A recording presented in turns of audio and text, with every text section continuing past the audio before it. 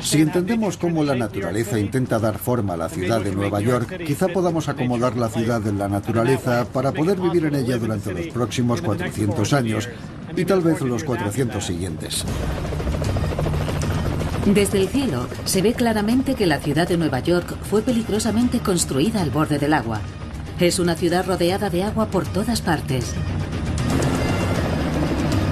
Hace un siglo, su puerto tenía más volumen de carga y pasajeros que todos los demás puertos importantes del país juntos.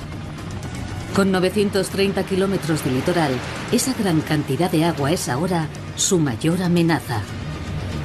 El verdadero desafío para nosotros en el siglo XXI es, ¿podremos ser tan prudentes como inteligentes? Nosotros somos muy inteligentes, pero por alguna razón, a la hora de tomar decisiones difíciles, decisiones prudentes basadas en el conocimiento, nos vemos incapaces de hacerlo.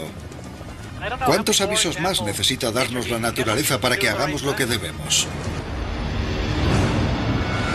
Grandes ciudades del mundo se enfrentan a amenazas que nunca antes habían afrontado. Nueva York, Tokio, Londres, Miami. Las amenazas provienen del mar, de arriba y de abajo. Estos son los problemas y sus soluciones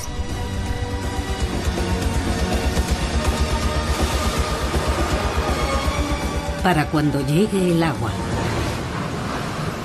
El alcalde de la ciudad de Nueva York ha ordenado una evacuación obligatoria. Todos los residentes deben cumplir esta petición de evacuación. En 2012, la supertormenta Sandy cogió a Nueva York por sorpresa. La ciudad se vio inundada por 6.000 millones de metros cúbicos de agua. La marea de la tormenta asciende a más de 9 metros y envuelve a Nueva York en 700.000 toneladas de escombros. Es el peor desastre natural en la historia de la ciudad. Trevor Holland es un abogado residente en la zona llamada Two Bridges. Estamos en el Bajo East Side. Se llama Two Bridges porque estamos entre los puentes de Manhattan y de Brooklyn. Los ingresos medios por familia de este céntrico barrio de la ciudad de 38.000 habitantes es de $21.000. Muy por debajo de los ingresos medios de la ciudad de Nueva York. Es un barrio asequible, con gente de clase trabajadora. Estamos en uno de los barrios con más diversidad de Manhattan. Hay diferentes niveles económicos, diferentes razas, credos, religiones. Esa es una de las razones por las que me gusta vivir aquí. Two Bridges está en la llanura aluvial de Nueva York.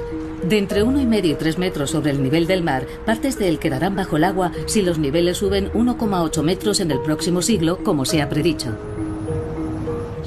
Alguien hablaba de la amnesia de las tormentas. Creo que eso pasa porque queremos olvidar lo horrible que fue. Recuerdo que echamos un vistazo al patio, donde está nuestra zona de juegos. Y había 3 o 4 indigentes que no recibieron el aviso de que se acercaba una tormenta. No tienen móviles, no ven las noticias. Se dieron cuenta de que el agua estaba subiendo cuando ya estaban atrapados intentando buscar una salida. Recuerdo que pensé en cuántas personas no habrían recibido la alerta y estarían durmiendo a la orilla del río cuando de repente el agua subió.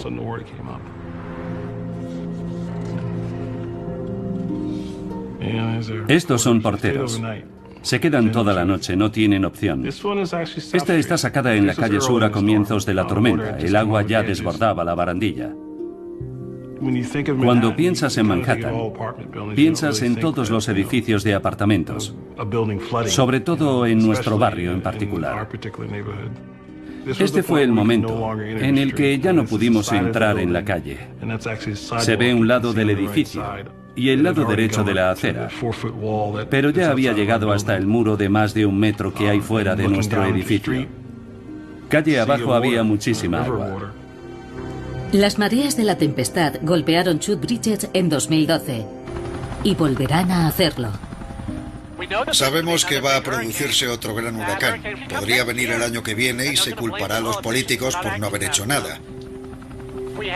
Tenemos que reconocer los cambios en el clima. Sabemos que va a haber subidas del nivel del mar y que las tormentas son cada vez más intensas. Como sociedad, deberíamos hallar la manera de que la gente viva segura. Somos muy creativos en la ciencia, pero por alguna razón no hemos puesto toda nuestra creatividad en solucionar este problema.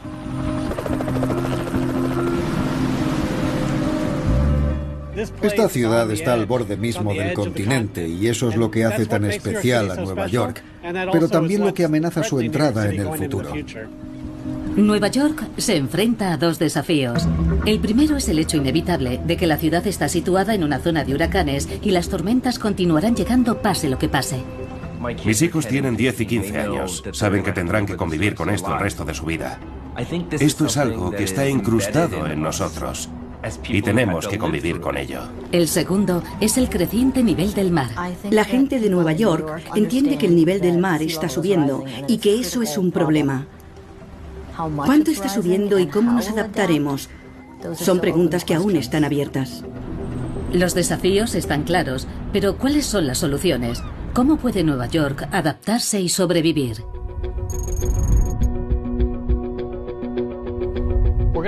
Vamos a salir a cambiar unos instrumentos para conseguir una medición de mayor calidad. Philip Orton trabaja en primera línea en la ardua tarea de medir la subida del nivel del mar.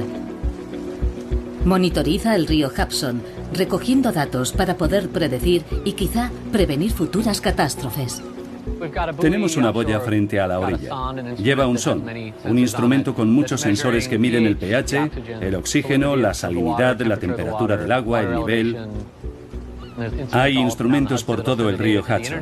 Envían los datos a Internet y los introducimos en nuestra base de datos.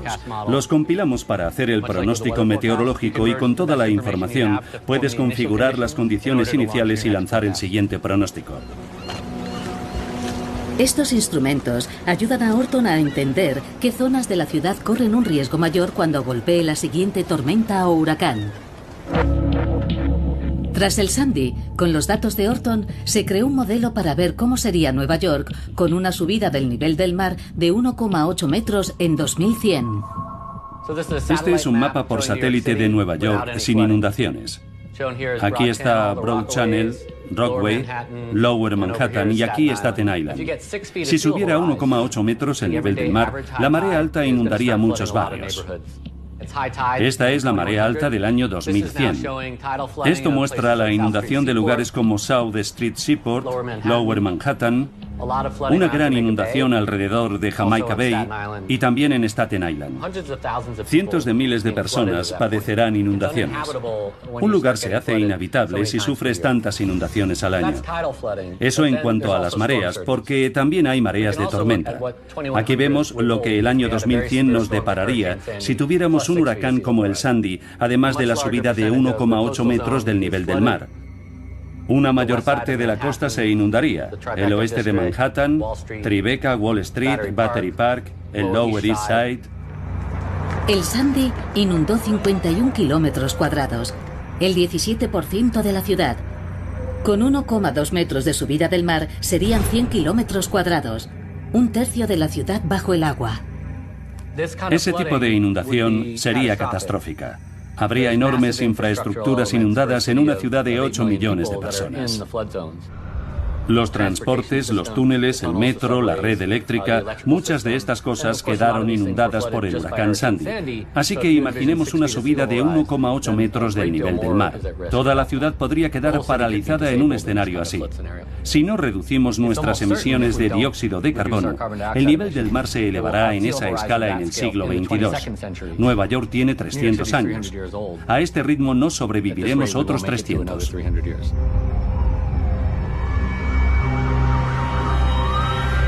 Cuando diseñamos y construimos Nueva York, no pensamos en inundaciones ni en tormentas. El metro de Nueva York, con un siglo de antigüedad, es un ejemplo perturbador de los desafíos a los que se enfrenta la ciudad. Traslada a 6 millones de personas al día. Es el mayor del país, con 1.350 kilómetros de vías suficientes para llegar a Chicago. Pero ahora que Nueva York se adapta a los peligros del cambio climático, tiene una necesidad crítica de mantenimiento. Esta es la estación South Ferry. El agua entró por aquí, cayó escaleras abajo e inundó toda la estación. Había más de 1 metro de agua en la entreplanta. Todo el mundo se sorprendió de que se inundara toda la estación. Nadie previó que entraría tanta agua e inundaría toda la estación. Era urgente volver a tener activo el servicio, así que había que sacar el agua con urgencia, sacarla toda. Eran 30 millones de litros de agua los que hubo que sacar. Tardamos semanas en hacerlo. Cuando sacaron toda el agua, evaluaron los daños de la estación para volverla a poner en funcionamiento. Joe Lota es presidente del Departamento de Tránsito Metropolitano. Afirma que 14 de los túneles sumergidos del metro están en peligro debido a las mareas y el nivel creciente del mar. La red del metro se construyó hace unos 115 años. Cuando lo inauguraron, no creo que imaginaran siquiera las mareas crecientes que estamos experimentando en el siglo XXI. Casi todos los túneles están dañados, no solo los raíles, sino los muros. La estación South Ferry, en Lower Manhattan, que era bastante nueva, la habíamos renovado totalmente, quedó completamente destruida. El agua subió escaleras arriba, son 2 pisos bajo tierra y se inundó por completo. Tenemos que reconstruirlo todo. El doctor Klaus Jacob es un experto en evaluar riesgos. En 2011 publicó un estudio que advertía que una supertormenta combinada con una subida del nivel del mar inundaría y destruiría los túneles más vulnerables del metro de la ciudad. Hicimos los estudios cooperando con el equipo de ingenieros del Departamento de Tránsito Metropolitano que dirige el tráfico de la red de metro, contemplando no solo el presente, sino los años 2030, 2050, 2080, hasta fin de siglo. Nuestro enfoque fue el cambio climático y cómo se adaptaría la ciudad de Nueva York al ascenso del nivel del mar con tormentas superpuestas. Los resultados mostraron que el talón de Aquiles de la ciudad de Nueva York sería la red del metro.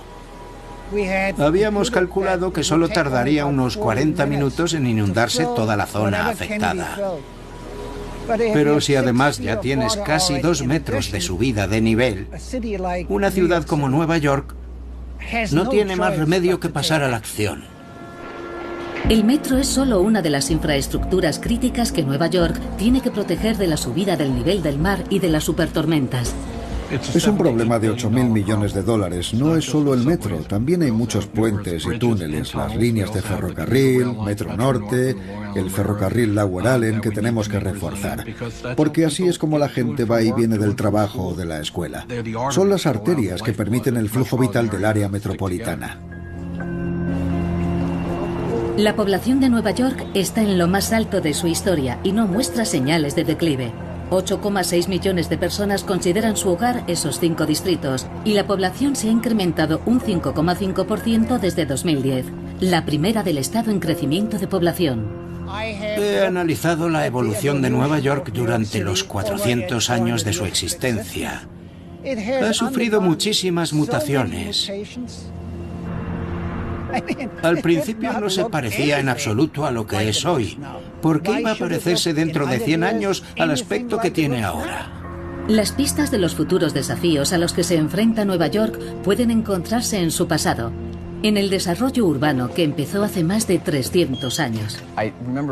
Recuerdo recibir una llamada de Bill no mucho después del huracán Sandy, preguntándome si tenía mapas que mostraran claramente el impacto que había tenido el vertido de basuras en la gravedad de la tormenta. Me llamo Bill Johnson. En 2012 era director del programa de mapeo del Estado, de la División de Seguridad Nacional y Servicios de Emergencia. Esperaban que los mapas les ayudaran a entender los problemas relacionados con la tormenta. Y así fue como empezamos a pensar cómo podríamos ayudar. Mi reacción a este tipo de petición fue de entusiasmo, ya que teníamos los medios para contribuir a que la ciudad se convirtiera en un lugar más resistente. Empezamos a pensar en superposiciones de imágenes aéreas con mapas históricos. Teníamos ya muchos mapas en formato digital y los desplegamos sobre el mismo lugar geográfico para que se alinearan cuando los comparáramos. Eso era lo que necesitábamos.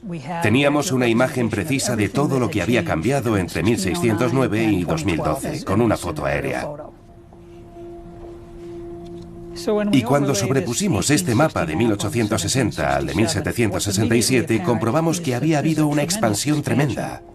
Esta es la línea costera de 1767, la que trazo con el dedo. Todo esto es nuevo.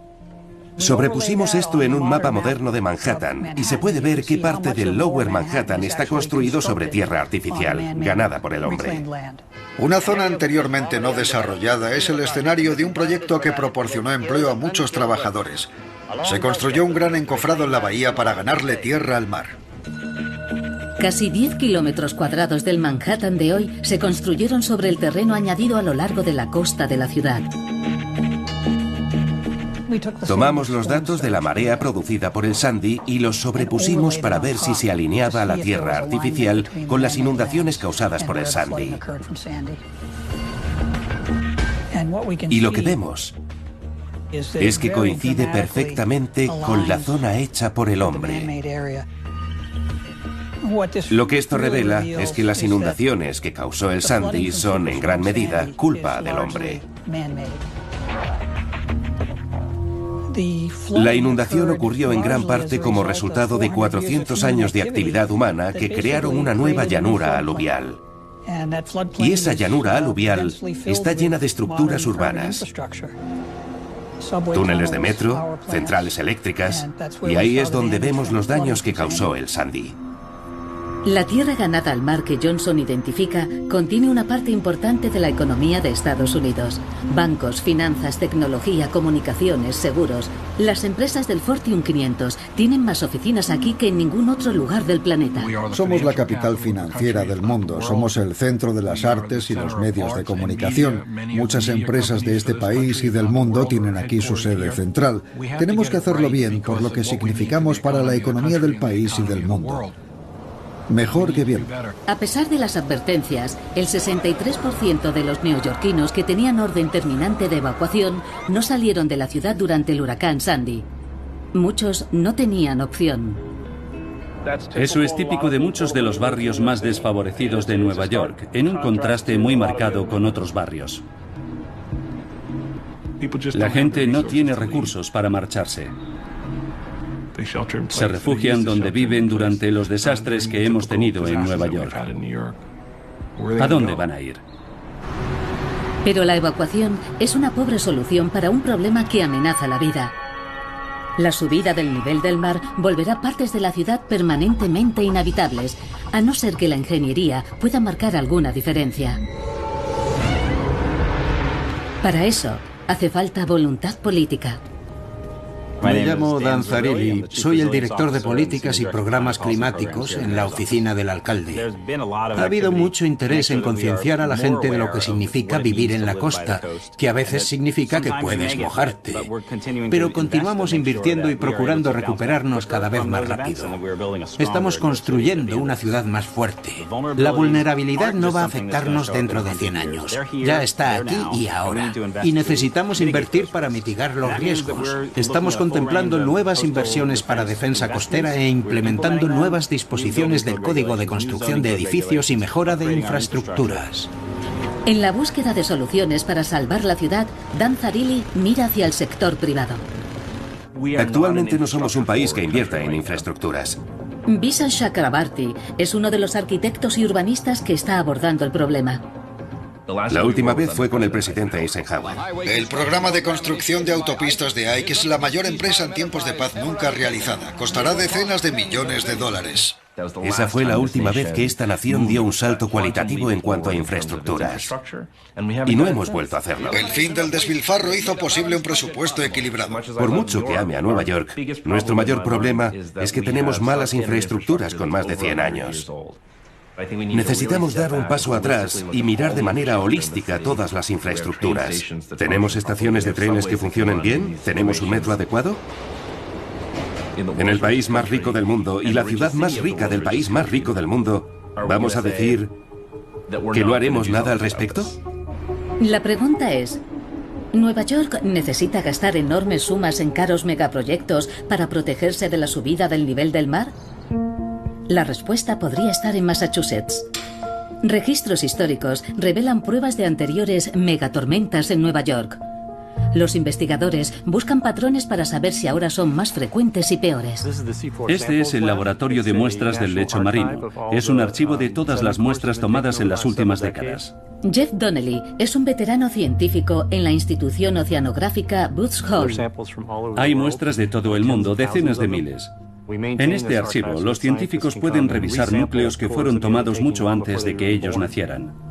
Estos núcleos de sedimentos fueron tomados en Nueva York y se remontan a 1721.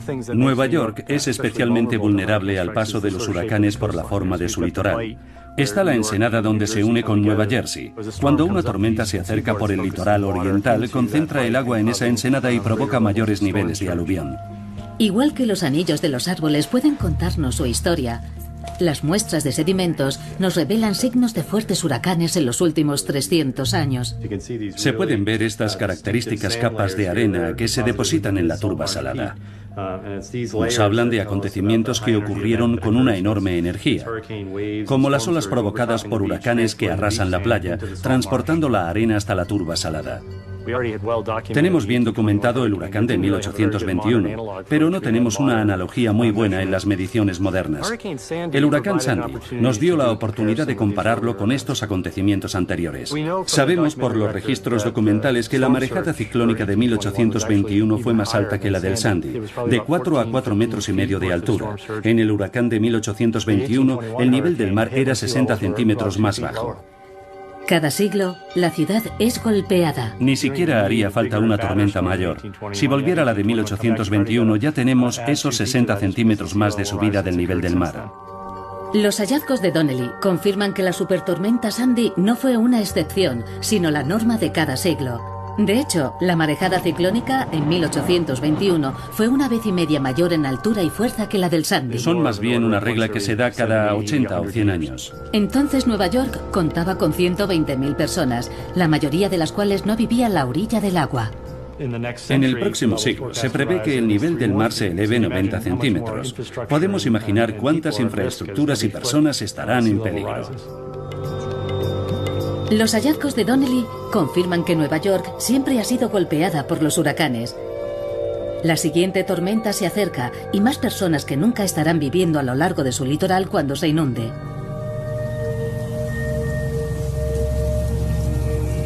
Este es el aspecto que tenía la costa de Nueva York en 1821, cuando golpeó la última megatormenta. Desnuda, salvaje, llana y vulnerable. Esto es una turba salada en Nueva Jersey, a 32 kilómetros de Manhattan. Es importante saber que el nivel del mar sube y baja, pero para relacionarlo con el clima necesitas saber cuándo ocurre. Horton y su equipo también usan muestras de núcleos de sedimentos para investigar el clima prehistórico de Nueva York.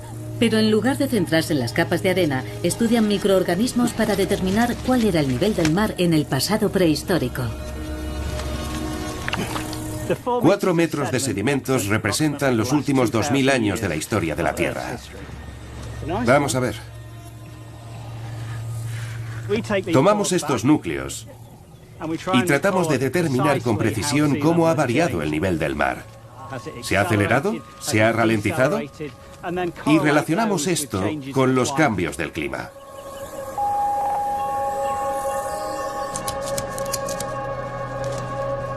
Los microfósiles que estamos viendo bajo el microscopio son organismos unicelulares llamados foraminíferos. De acuerdo, déjame echar un vistazo. Horton está buscando fósiles microscópicos de la turba cuando el agua está en su nivel más alto y más bajo. La presencia de estos fósiles dan una clara imagen de los cambios del nivel del mar a lo largo de cientos de años. Basándonos en los cambios en la cantidad de cualquier especie en particular, sabemos que los niveles del mar han cambiado a través del tiempo.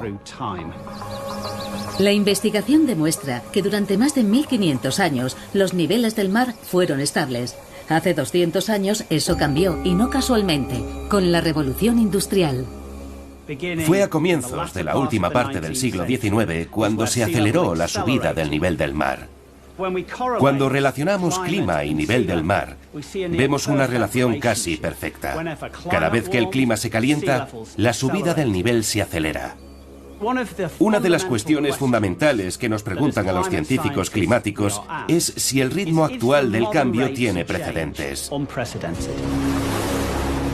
Hemos podido demostrar que el ritmo del aumento del nivel del mar de los siglos XX y XXI no se había observado en los anteriores 2000 años. Los últimos pronósticos predicen que la ciudad de Nueva York recibirá una subida del nivel del mar de cerca de 2 metros hacia 2100, unos 1,8 metros. Vivimos en una época insólita. Tenemos una elección clara y todavía tenemos esperanza, pero si no reaccionamos con urgencia, será fatal. Con una subida de 1,8 metros, según Horton, 725 kilómetros cuadrados de Nueva York se perderán para siempre, una ciudad que se hunde. 600.000 neoyorquinos perderán su hogar. 300.000 trabajos serán desplazados o se perderán. Los más pobres recibirán el mayor golpe, ya que 12.000 viviendas públicas desaparecerán. Las personas que trabajan ahora en el problema buscan soluciones. Reconstruir y proteger Nueva York para el siglo XXII. Esto es la Gran U, un ambicioso megaproyecto que protegería el sector de los negocios de 500.000 millones de dólares en el Lower Manhattan, el epicentro de la economía norteamericana. Me llamo Kai V. Berman. El arquitecto V. Berman lidera el proyecto La Gran U. Hemos propuesto 16 kilómetros de protección contra inundaciones que irían desde las calles 57 y 58 oeste a lo largo de toda la línea costera hasta Battery Park y luego volver por el East River hasta la calle 30. Eso protegería toda la zona que ahora está bajo la línea de inundación. La Gran U es un muro de 6 metros de altura que protegería el distrito financiero más vital de Estados Unidos de una subida del nivel del mar de hasta 4,5 metros. Su superficie tendría principalmente parques, instalaciones deportivas y senderos para caminar a lo largo de los 16 kilómetros del litoral que tiene que proteger. En el caso de Nueva York, la gente se ha mentalizado de que el cambio climático es algo que tenemos que abordar. Se puede pensar en la Gran U como una gran alcantarilla porque también absorberá toda la lluvia que llegue a las calles durante el azote de un huracán o una tormenta. La Gran U también es una senda para bicicletas.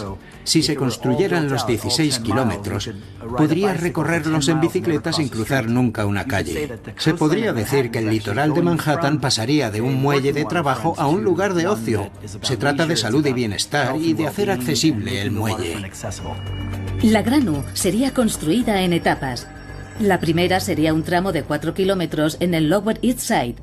La ciudad ha aprobado el plan con un presupuesto de $305 millones.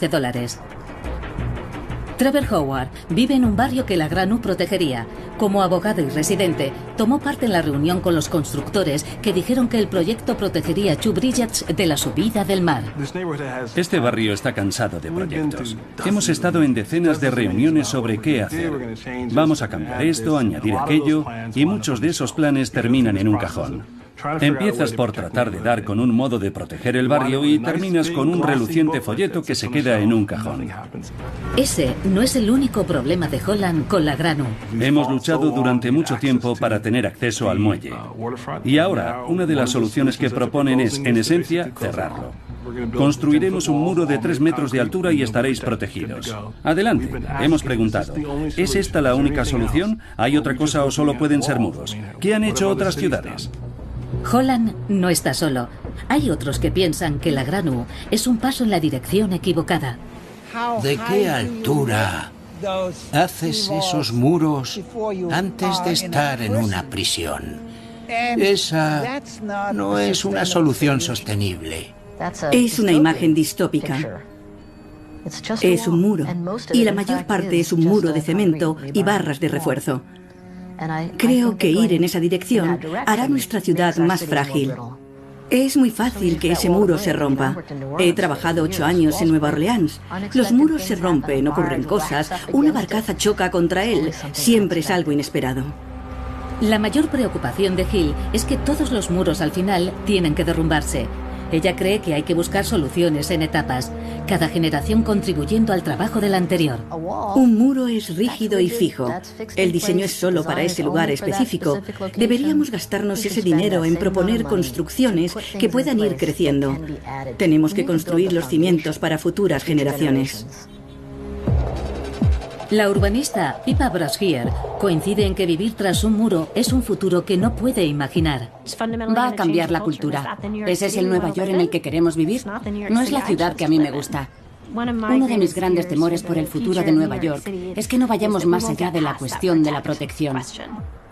Soy escéptico respecto a cualquier cosa que diga, vamos a mantener el agua allí, porque tiene que ir a alguna parte. Se ha pensado en un muro gigantesco y te dicen que van a poner hierba encima para que esté bonito, pero sigue siendo un gigantesco muro. La idea de que vamos a construir un muro gigante alrededor de Nueva York que evitará las inundaciones no es ni práctica ni en algunos aspectos ética. Es cualquier cosa menos un simple muro. Kai V. Berman anima a otros a dar una idea mejor.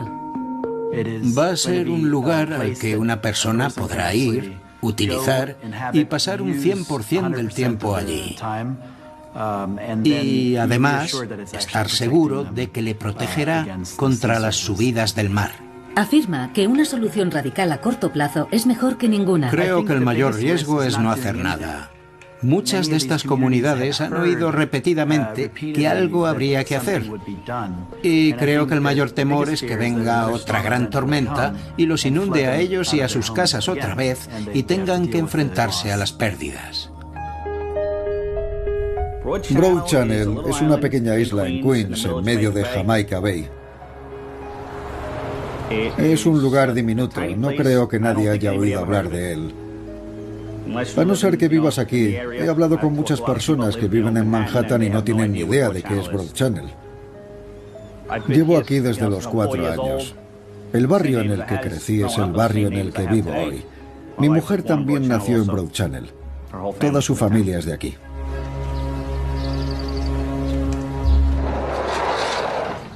Durante años, Bassetti vivió en un mundo que de algún modo escapó al cambio.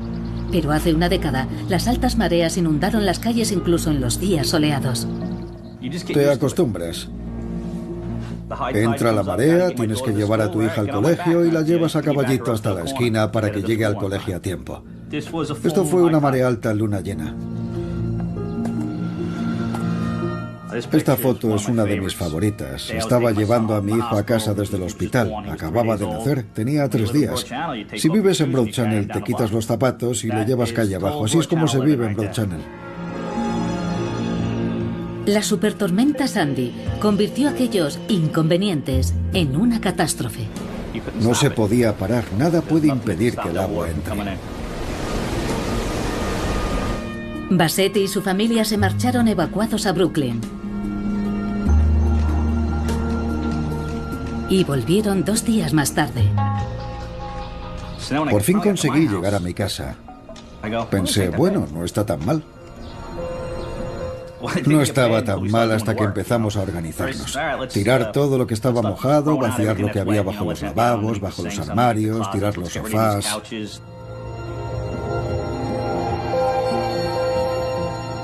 Para cuando terminaron, no habían podido salvar nada. Bassetti se unió al programa Reconstruye. Con un presupuesto de $2.200 millones, anima a los dueños de casas y negocios a reconstruir más alto, más fuerte y más resistente contra la subida del mar. La ciudad ha reemplazado más de 1.400 casas, reparado o derruido 6.500 más y 1.000 continúan en construcción. Reconstruye me está levantando la casa. Están levantándola a más de 3 metros de la altura original. Quedará por encima de la línea de inundaciones. Espero estar preparado, que mi casa esté lo bastante alta cuando llegue el agua y que no le afecte. Pero, ¿quién sabe? Es la naturaleza. No sabes lo que va a hacer. Frank es uno de entre los miles que están decididos a defenderse. Jamás se mudará. No se me ha pasado por la cabeza. Este fue un lugar genial para crecer y quiero que mis hijos tengan lo mismo. La casa de detrás es mi casa. Pero hay otra opción: estrategia de retirada. El Ayuntamiento de Nueva York y el Estado animan a la gente a dejar de invertir en zonas expuestas a inundaciones y dejar la tierra para que vuelva a su estado natural. 600 propietarios aceptaron, incluido Frank Mostinski. Ocean Breeze era un lugar fantástico. De verdad que sí. Era el paraíso. Lo echo de menos. Sobre todo a la gente que hemos perdido. 2 vecinos de Mostinski murieron aquí durante la supertormenta Sandy. Este era el lugar ideal para poner algo así como "No os olvidaremos". Los dos tenían 80 años. Eran pilares de la comunidad, buenas personas. Teníamos una típica valla blanca con un porche aquí. Y mi casa estaba justo aquí, en la parte de atrás. Un paraíso 365 días al año hasta que llegó la tormenta. Mi casa tenía 1 metro de agua dentro. Aún estaba en la base, pero habría terminado sumergida.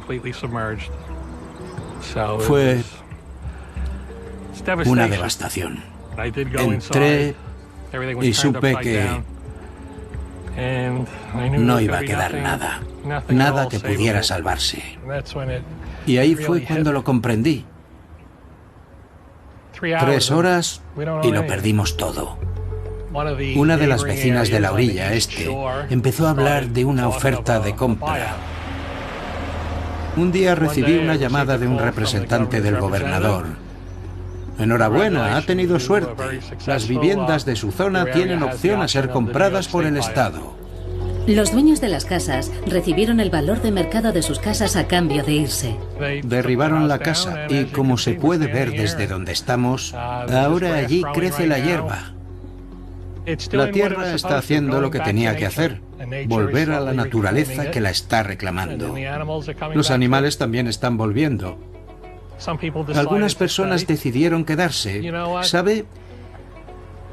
Es Estados Unidos, tienen elección. Si quieren exponer a sus familias en esta situación, es su elección. Un audaz proyecto de ingeniería está dando esperanza a las comunidades costeras de Staten Island. ¿Y si miramos esto de otra manera? Enfocamos el problema de una forma nueva y buscamos soluciones. Pippa Brashear es planificadora urbana y arquitecto paisajístico. Cree que la respuesta es dejar de intentar luchar contra el mar y aprender a convivir con él, e incluso utilizarlo para que haga bien y no dañe. El diseño del proyecto que hemos concluido se llama Rompeolas Vivos. El proyecto está localizado en el extremo sur de Staten Island. Fue muy machacado durante el Sandy. Rompeolas Vivos es un sistema de rompeolas frente a la orilla. Cada uno de ellos tiene de 91 a 137 metros de longitud y están espaciados a lo largo de la orilla para protegerla de las olas más destructoras. Los mayores rompeolas están posicionados para abatir a las grandes olas. Tienen que ser lo bastante altos como para que sobresalgan por encima de olas como las provocadas por el Sandy. Esas crestas están a unos 4 metros por encima del nivel del mar. En lugar de un muro continuo, proponen una serie de superficies elevadas que ralentizan las marejadas ciclónicas. Es un concepto antiguo, pero el elemento ecológico es nuevo. Los rompeolas estarán hechos de piedra, pero también utilizaremos bloques de cemento biomejorado para darle un empujón a la ecología. El contenido químico del cemento ha sido pensado para atraer organismos. Este es un modelo a escala. Tiene la mitad del tamaño del que tendrá un bloque, 1,2 metros por 1,2. Una de las premisas que teníamos era restaurar el medio ambiente. Los habitantes primitivos, los humedales, los arrecifes de ostras, han desaparecido. ¿Podemos recrear ese complejo hábitat acuático y reconstruir el medio ambiente? El proyecto Rompeolas Vivos es genial. Es algo flexible. Si los rompeolas no funcionan justo ahí, los mueves o haces uno nuevo. Esas estrategias podemos hacerlas hoy y exportarlas a otras ciudades. Es una opción y siempre va a haber sorpresas, como con las ostras. Cuando el océano sea más ácido, no sé si las ostras, pero algo vivirá ahí. La gente busca formas de ganar tiempo. No sé si podemos revertirlo, pero ¿podemos ralentizarlo? Sí, creo que podemos hacerlo. Al menos en cuanto a la red del metro y del ferrocarril.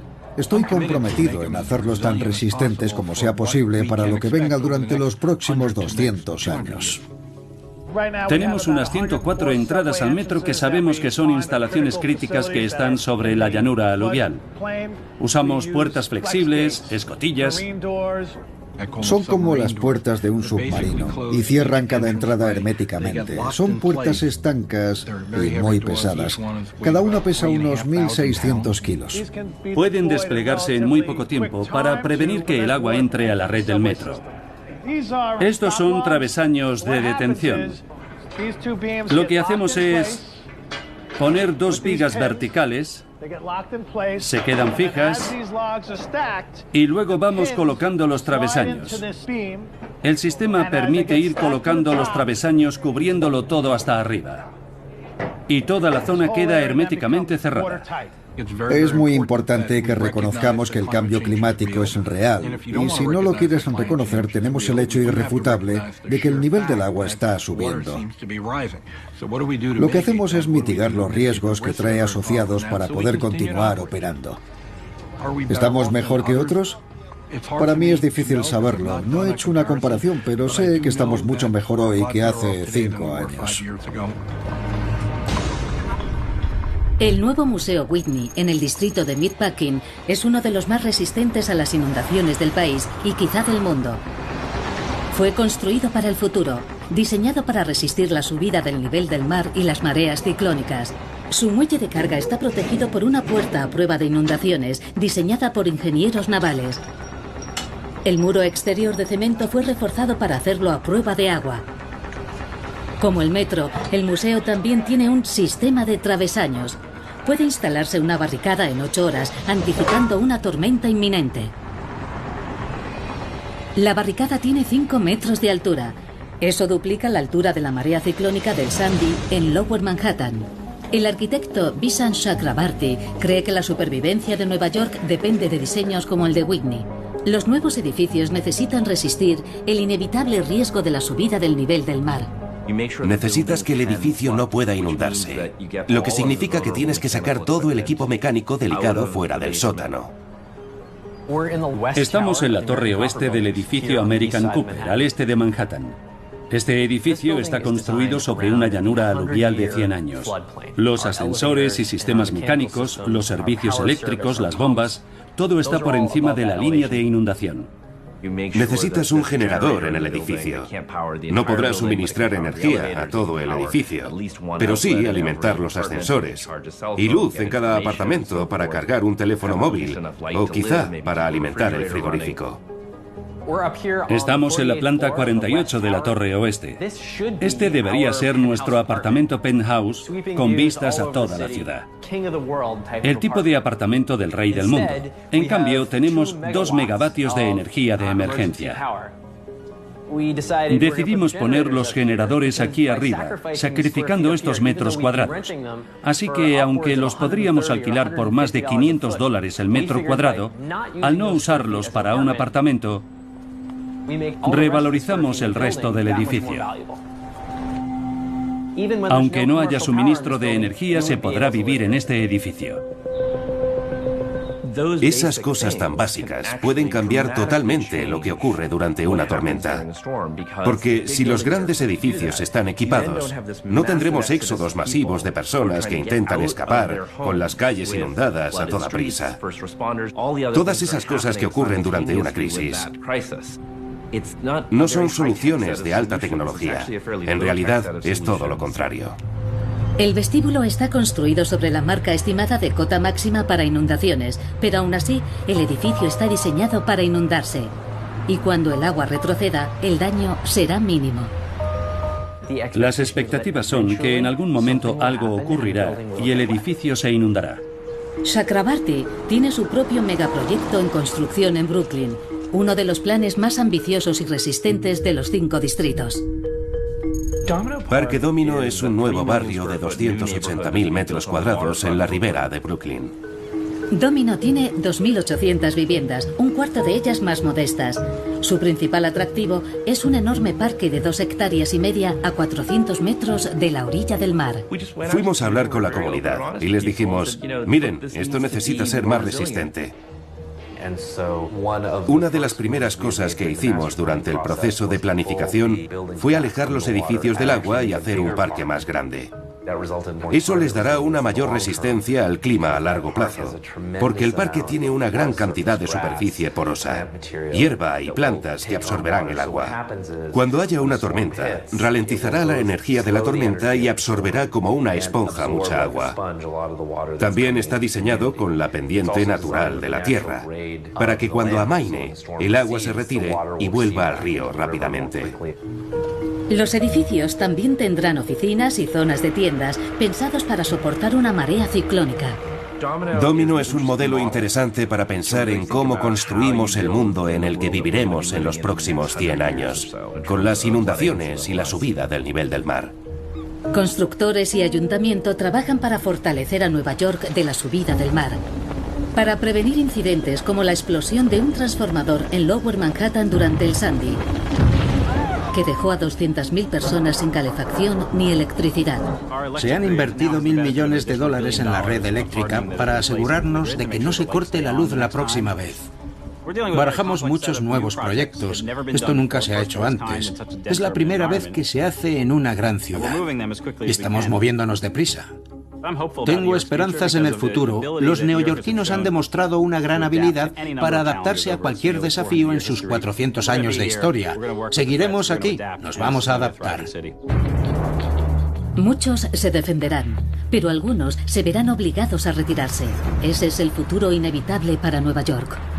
No creo que exista una respuesta única que dé solución a la pregunta de si debemos o no construir sobre la llanura aluvial. Miles de personas viven allí. Pero hay casos en los que sencillamente no tiene sentido construir, porque claramente son zonas muy vulnerables. En ese caso, la retirada tendría sentido. ¿Qué significa para el futuro? Significa diques de protección, barreras contra las mareas. El ayuntamiento podría alentar la construcción de edificios en terrenos más altos y desanimar a construir o comprar en zonas bajas muy inundables. Las estadísticas dicen que por cada $1 que invertimos en reducción de riesgos evitamos un coste futuro de $4. El Sandy nos costó $19.000 millones. Por los riesgos del cambio climático, ese mismo suceso en 2050 podría llegar a costarnos $90.000 millones. Tenemos que prepararnos para lo inesperado. Tendremos que crear una ciudad capaz de recuperarse de cualquier clase de acontecimiento. Una inundación, un tornado o un ataque terrorista. Las ciudades son vulnerables, pero también gozan de la extraordinaria cualidad de resistir y reconstruirse. Y para mí, todo se basa en lo básico. Movilidad, energía y agua. Arreglar esto no es física cuántica, es sencillamente una cuestión de voluntad. La ingeniería urbana será determinante en la manera en que Nueva York se enfrente a su siguiente gran desafío. Es una transformación que tiene que ocurrir si quiere sobrevivir y prosperar cuando llegue el agua. Tenemos un escenario en el que se espera que 1 millón más de personas se trasladen a la ciudad de Nueva York para el año 2030. Además, la orilla del río aún está considerada la propiedad más deseada. Esto es una idea del pasado que no se sostendrá en el futuro. Si queremos adaptarnos al cambio climático, tendremos que cambiar de comportamiento y que todos convivamos con el agua de manera diferente y estar dispuestos a cambiar y adaptarnos con el tiempo. Este es nuestro hogar. Queremos mantener nuestro hogar para nuestros hijos y para nuestros nietos. Es el momento de empezar a solucionar el problema. Creo que si lo hacemos, esta ciudad, que es una de las mejores del mundo, continuará siéndolo durante mucho tiempo.